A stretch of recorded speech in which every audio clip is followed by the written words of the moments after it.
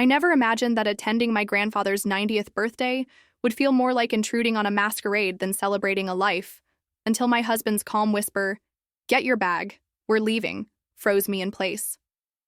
1 minute, I was sipping champagne under paper lanterns.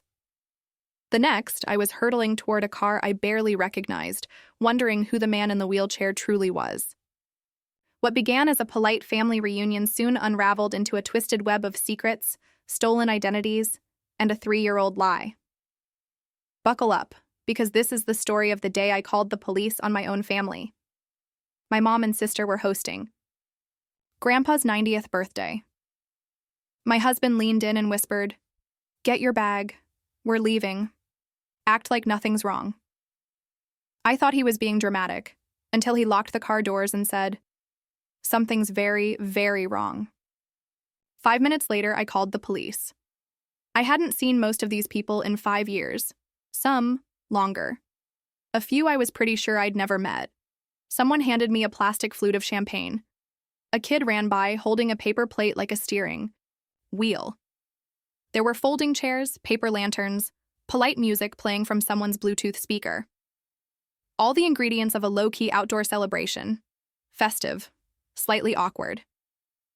It should have been fine, and for the first hour or so, it was. I stood by the table of finger food, pretending to be interested in grape skewers. My husband Roger was beside me, holding a glass of white wine and watching the crowd with that neutral, inscrutable look he gets when he's too polite to say he wants to leave. Mom was in her element, hugging people, wiping tears, reapplying lipstick behind a napkin. Dad was sitting near the grill, complaining about the weather like it personally offended him. My sister Natalie was, predictably, nowhere near me. Her husband was laughing at something no one else found funny. It was Grandpa's house, but it didn't feel like him anymore. He built it after the business took off. Nothing flashy, but big enough that people whispered about how well he'd done for himself. They all lived here now. Mom, Dad, Natalie, and her husband. I suppose there was room. We'd flown in from London the day before. I'd been asking for years when we could come visit, and the answer had always been vague. It's not a good time. He's not feeling well. Maybe next year. Then this spring, Mom had said, "If you really want to see him, come for his birthday." So I took it. I thought maybe she was softening, that this meant something. The party was already in full swing when they brought Grandpa out in a wheelchair.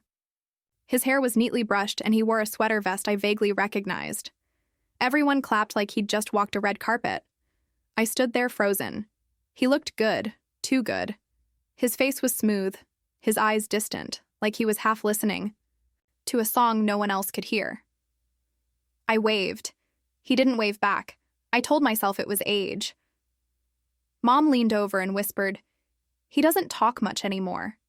It's hard for him." I nodded like I understood. She raised her glass and began the toast, her voice shaking just enough to make it about her. 90 years of wisdom, love, and generosity, she said.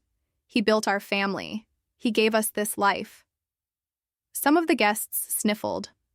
A woman behind me muttered, "Beautiful," under her breath. Roger didn't clap. I noticed he was staring at Grandpa, or the man in the chair, I guessed, as if he were memorizing every wrinkle. "Hey," I said quietly, nudging him. "What's wrong?" He didn't answer. He just kept watching. That's when he leaned in. "Get your bag, we're leaving, act like nothing's wrong." I actually laughed. "You're kidding." He didn't smile, his eyes didn't move. "Get your bag, what are you talking about?" Smile, walk inside. Pack now. I stared at him. "Roger, what is this? We just got here." He turned his head slowly, finally looking at me. "Something is very, very wrong." It wasn't what he said. It was how calm he was, like this was fact, like gravity. My hands went cold. I glanced back at Grandpa. He hadn't moved. His hands rested on the armrests like props. "Are you serious?"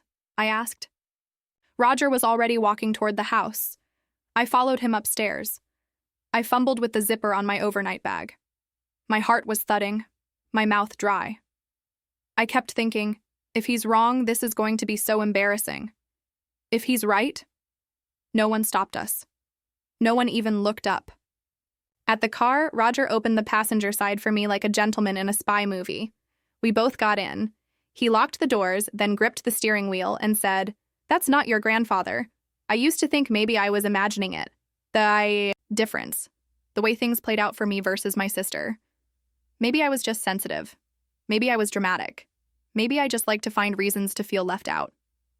That's what I told myself for years, until the day Natalie turned 18 and the entire house acted like she was boarding the Titanic.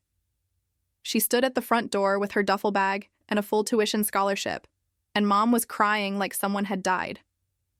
"You don't have to go," she kept saying. "We'll manage. Please just stay a bit longer." 2 years earlier, when I turned 18, I got a suitcase and a nod. "It's time to grow up," Dad said. "You're an adult now. Go build your life." No hugs, no tears, no offers to help me pack. I don't want to sound bitter.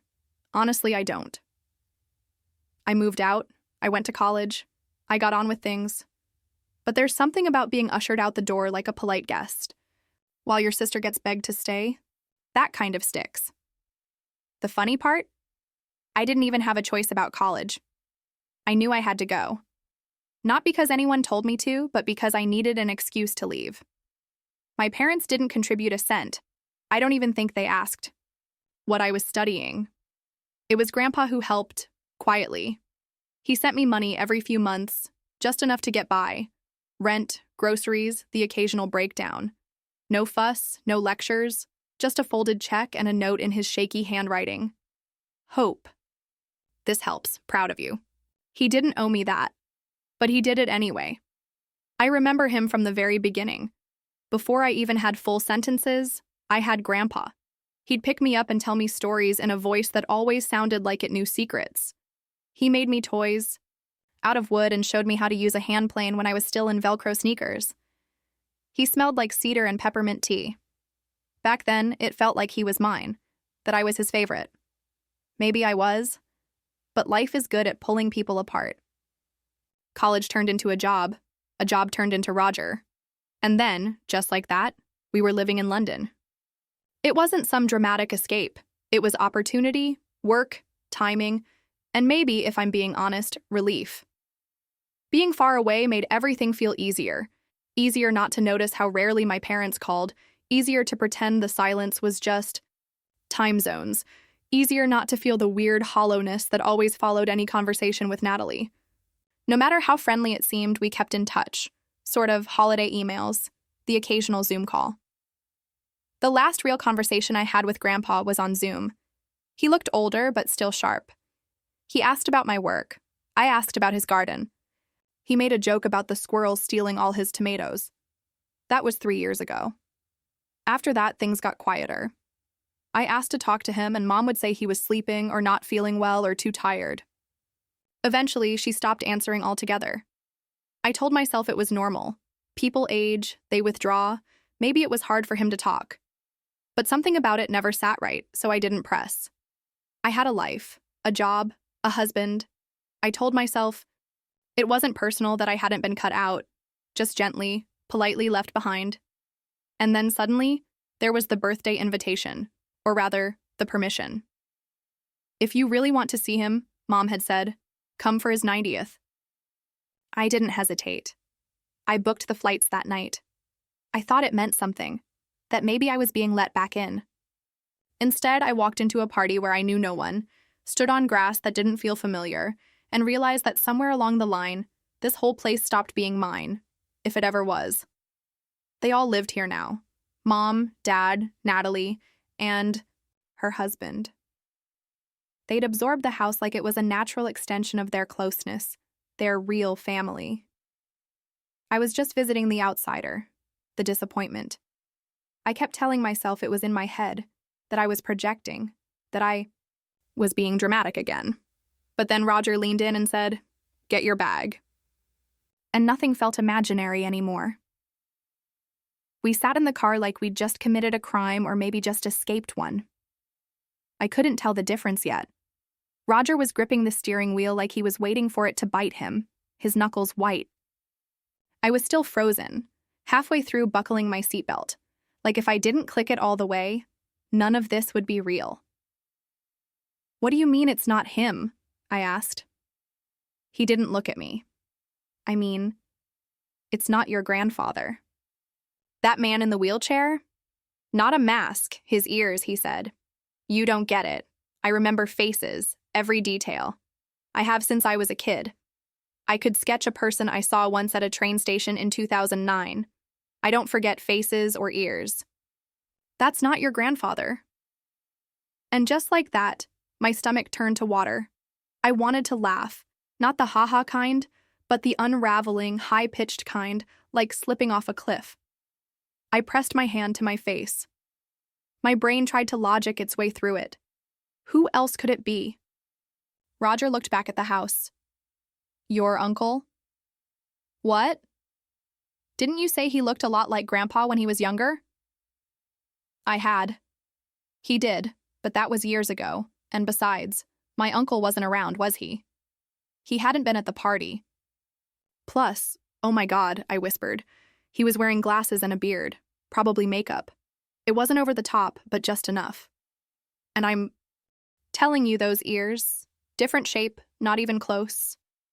"I know," he said. "I know what I saw." I pressed my forehead to the window. My breath fogged the glass. My heart was rattling like it was about to knock a hole in my ribs. I didn't want to believe him. I wanted to go back to when this was just a weird party and I was the uninvited guest, I realized. "Where is he?" Roger didn't answer. "Where is Grandpa?" Suddenly, everything tilted.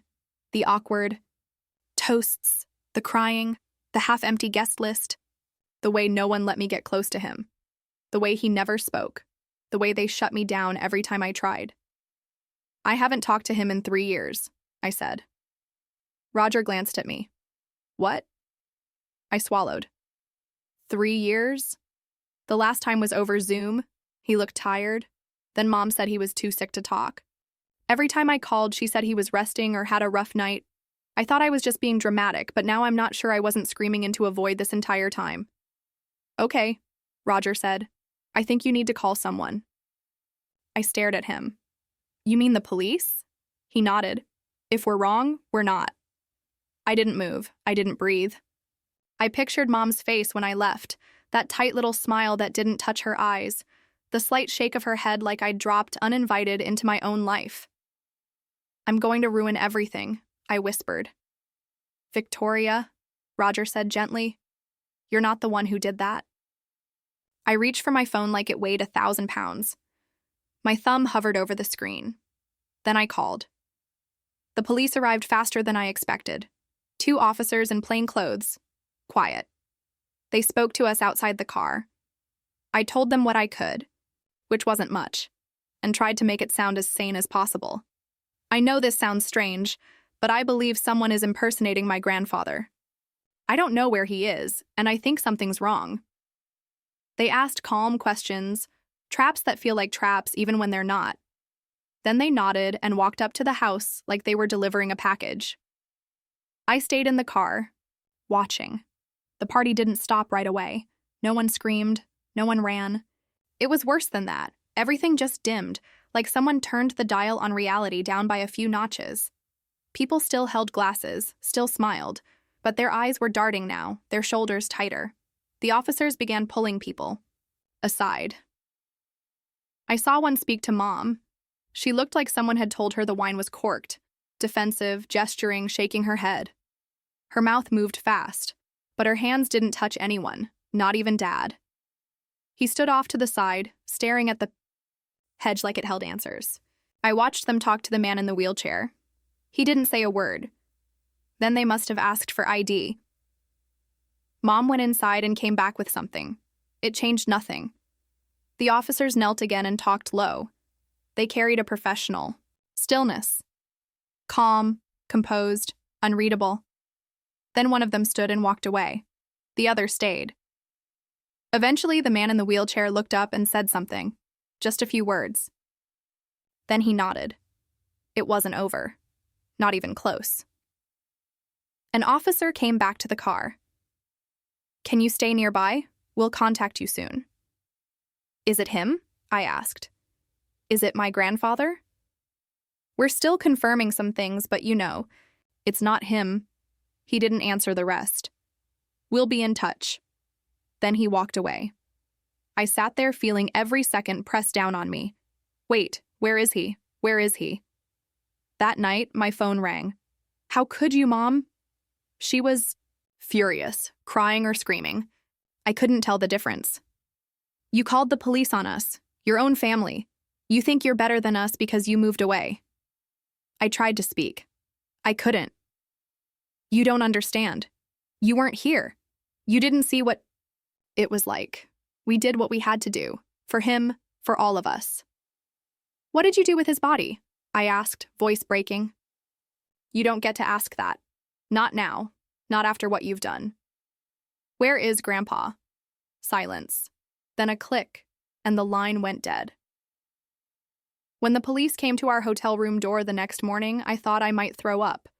Not because I was scared of them, though there was that too, but because part of me still hoped Roger had just snapped, misread something, got carried away.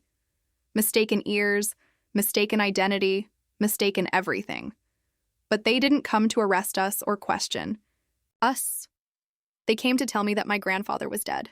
Had been for 3 years. They didn't say it like that, of course. They were calm, professional. One officer did most of the talking while the other watched me like I might bolt. There's been a voluntary statement made. The family reports that Mr. Ellis passed away in March 2022.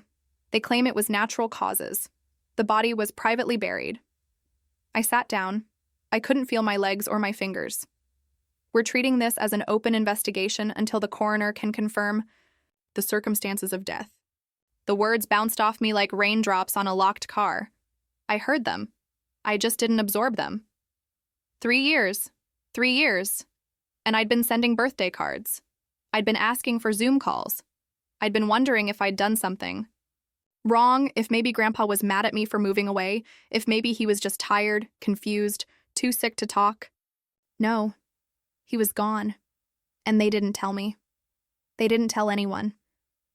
I barely remember what I said to the officers. I think I asked if he suffered. They said they didn't know yet. I think I asked if the man at the party was my uncle. They nodded. I wanted to scream or hit something or crawl into a hole and never come out again. Instead, I said, "Thank you," like a good girl, like a polite idiot. The news started to trickle out online a few days later. At first, it was just whispers, Reddit posts, a local gossip blog.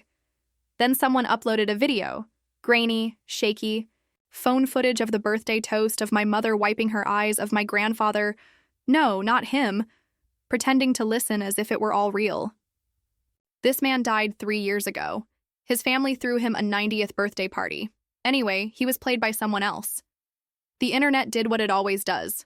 Laughed, then speculated, then tore us all to shreds. I didn't read the comments. Not after the first 20.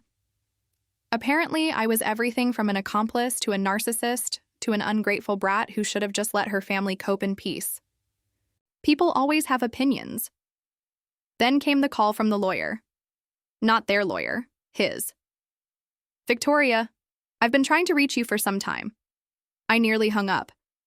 "Your grandfather left his estate to you. The house, the business assets, the remainder of the trust, everything." I stared at the floor, at the stupid grout line in the kitchen tile that never quite lines up. My throat went dry. "This wasn't a secret," he added gently. "He told your mother and your sister years ago." Suddenly the pieces clicked. The lies, the secrecy, the fake parties, the man in the wheelchair. They hadn't just been hiding his death. They'd been hiding it from me. Because if he was dead, the estate was mine. And if I didn't know, they could keep living in his house, keep using his money, keep pretending I didn't exist. I called my mom. I didn't know what I wanted. Answers, maybe? She picked up on the second ring. "How dare you? You called the police on your own." "Family. You humiliated us. You have no idea what you've done. You left." I tried to speak. She didn't let me. You weren't here. You don't know what it was like. You gave up on this family and now you swoop in and act like a hero. Where is he? I interrupted. Silence. What happened to him? What did you do with his body? You don't get to ask that, she said coldly. You weren't there. I asked every year, I said. You lied every time. We were protecting him, protecting you. He didn't want a big deal made of his death. He wanted peace. I laughed. A cracked, bitter sound. You didn't protect him. You looted him. That's when she hung up. Weeks passed. The investigation moved slowly, then faster. There were statements, interviews, subpoenas. Eventually, the coroner confirmed what my family had claimed: natural causes. Grandpa died in his sleep. No trauma, no poisoning, no violence, just an old man's quiet end. I cried for the first time since the police visit because finally, I could mourn him without doubt. But there was still the fraud, the impersonation, the money. Charges were filed: failing to report a death, withholding information, illegally accessing funds, identity deception. They didn't get prison time, they got probation, conditional, monitored, sternly delivered. If they slipped again, they'd go straight to jail. My uncle, the actor, faced charges too, but he cooperated. That seemed to help. He got probation like the rest. And me? I got the house, the whole property, the assets. It wasn't billionaire-level extravagant, but it was enough to explain why they'd pretended for so long. I didn't throw them out. The courts did. They moved out in silence. No apology, no eye contact. My mother left a note behind on the kitchen counter. You always were good at taking what you didn't earn. I burned it in the sink. The first night I spent there alone, just visiting before heading back to London, I sat in Grandpa's chair. I opened a bottle of wine and put my feet on the table. The place was quiet, still smelled like wood polish. I didn't feel triumphant, or vindicated, or even angry anymore. I felt dismissed. And for once in my life, I didn't feel like a stranger. I haven't spoken to my parents or my sister since, not even a text. Sometimes I wonder if I went too far. Other times I wonder if I didn't go far enough. Let me know what you think. And if you want more stories like this, hit subscribe and tap the bell.